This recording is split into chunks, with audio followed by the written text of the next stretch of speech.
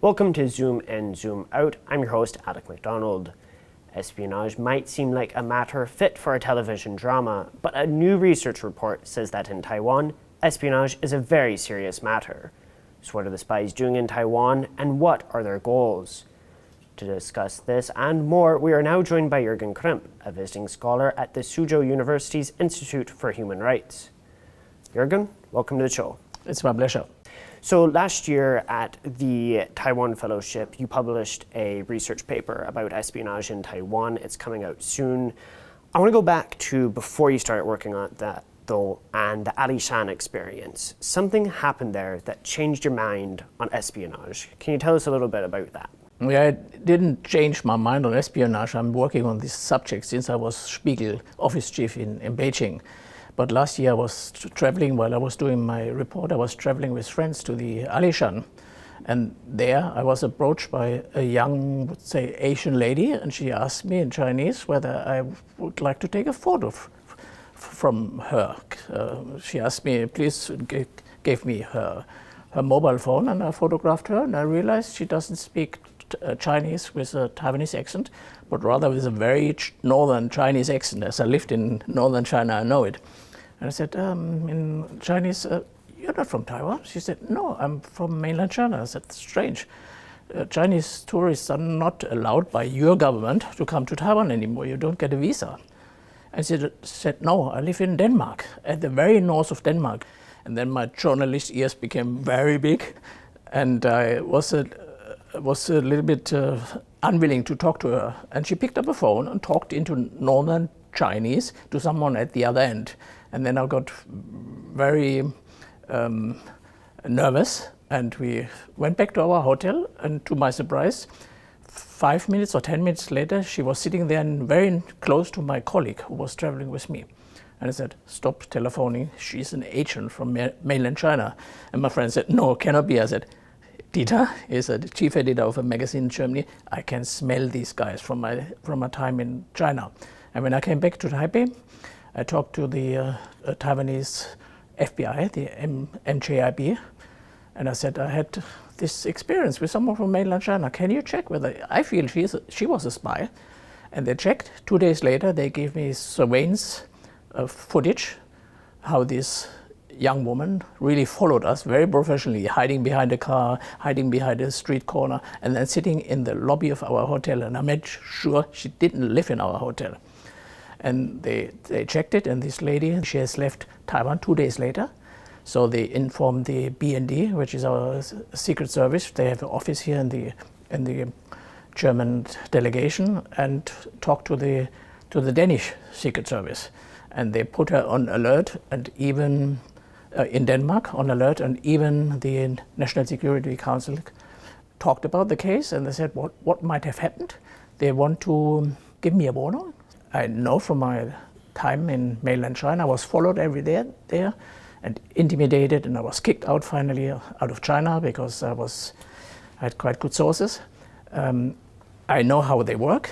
I've written a book even about German intelligence services, but to see it in the middle of Taiwan as a warning, so to say, that was quite surprising. Not shocking, but surprising. So I want to go into that intimidation angle and kind of wrap back into your report here in Taiwan, because there is, I think, a lot of people intuitively understand the disinformation, trying to change opinions, that we talk about a lot, the economic espionage, business trying to get business interest. But what other angles do these spies or agents of espionage aim for here in Taiwan? This is quite a lot. Disinformation, intimidation, control on overtaking of infrastructure. They plant computer viruses into infrastructure. And of course, they want to inform the population here. And I think their aim is to crush this Taiwanese society. They want to create chaos. And I think they do it probably similar to what the KGB or what the Russian agencies do today.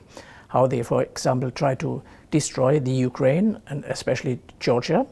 They seed chaos into a country, and they wait for the one day when one party or one group in this society say, Xi Jinping, please come over. It's so chaotic. You have to help us.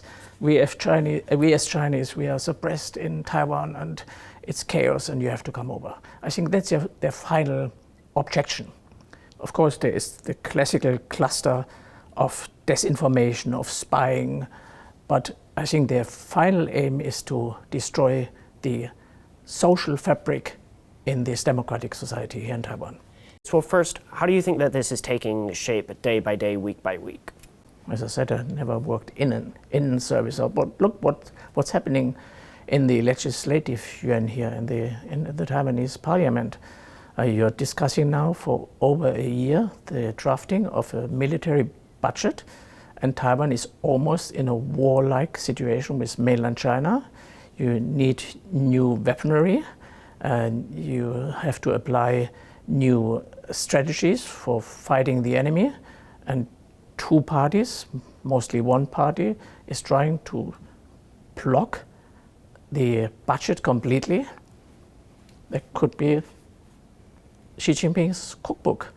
And when you see how politicians from Taiwan go over to mainland China and how they act and how they pamper the Communist Party, which is not a democratic party, and you're representing a democratic society here. So this, of course, is only one chapter.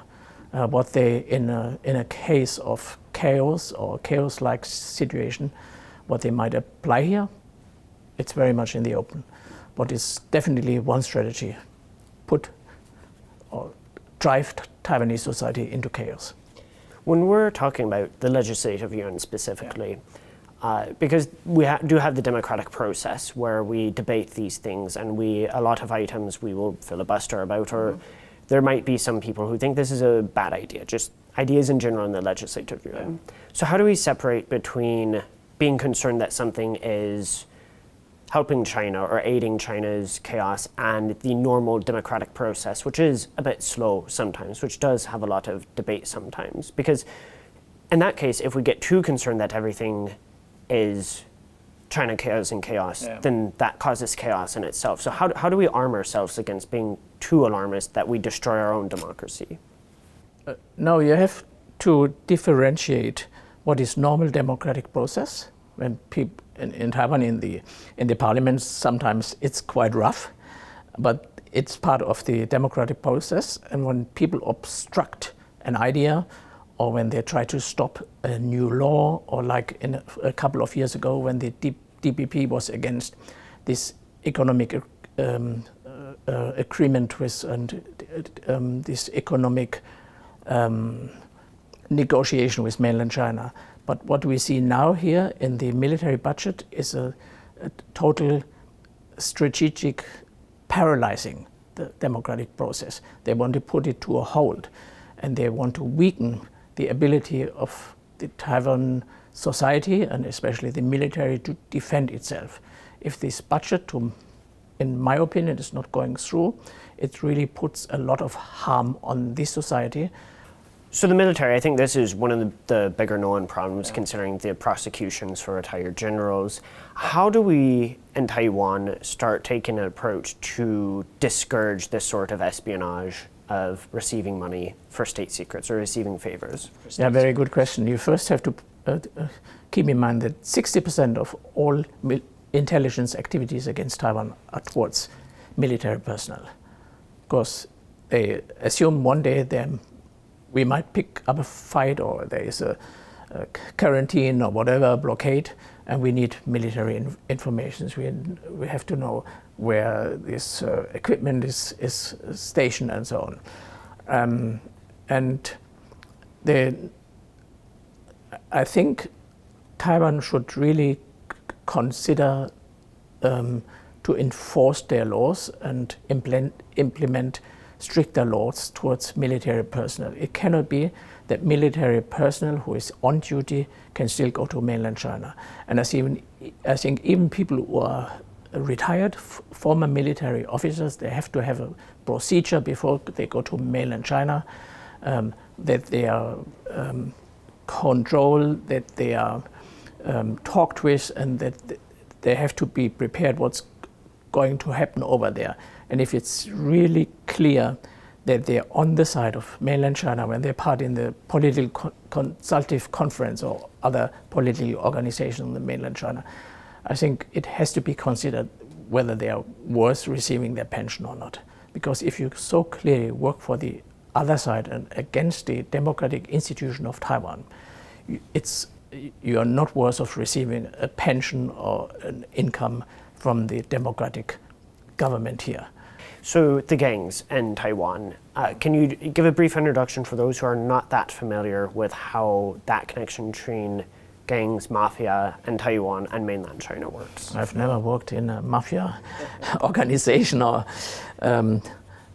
This is the most unchecked part of the society, and it's very difficult for agents of the intelligence services to penetrate all this organization. So it's very difficult to differentiate who is working for mainland China, who not. But of course it's a lucrative business for them. They can smuggle weapons, drugs, they're into prostitution, of course. They also run their business in mainland China or other parts of Southeast Asia. So it's very difficult to penetrate. But there are methods of surveillance and always follow the money. But it's a serious threat. So in your upcoming report, you mentioned that there is about 180,000 people working for Chinese services, Chinese government, on the Taiwan matter. Mm-hmm.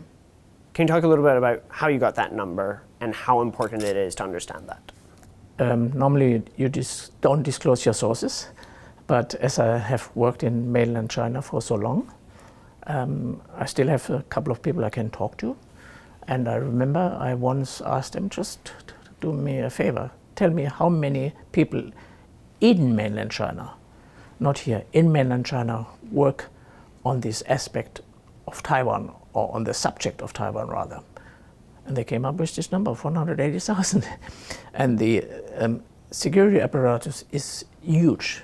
We talk about, in every province, there are people who are working on the Taiwan issue, because in every province there are more or less Taiwan businessmen, travelers and so on. So you have to divide it through the, I think, 27 provinces in mainland China. So in every province, when someone from Taiwan comes, there are people who are affiliated or have to follow this up. So if you break it down, probably in every province about 5,000. And these are of course not all intelligence officers. They are people who support the network, who are snitches, who are agents. An agent is not someone who runs on a salary. He might only just be an informer. But the overall number is what I call in my report is the sheer mass, how they can operate against Taiwan. I think it's quite accurate, but it shouldn't be mistaken with the agents or the sleeper cells who are operating or who believe to operate in Taiwan, which has been currently a big discussion. Jürgen, thank you so much for joining us today. It's been a fantastic conversation. I liked it. Thanks a lot. This has been Zoom In, Zoom Out. For more stories from TaiwanPlus News, you can follow us on social media or visit us on TaiwanPlus.com. Until next time.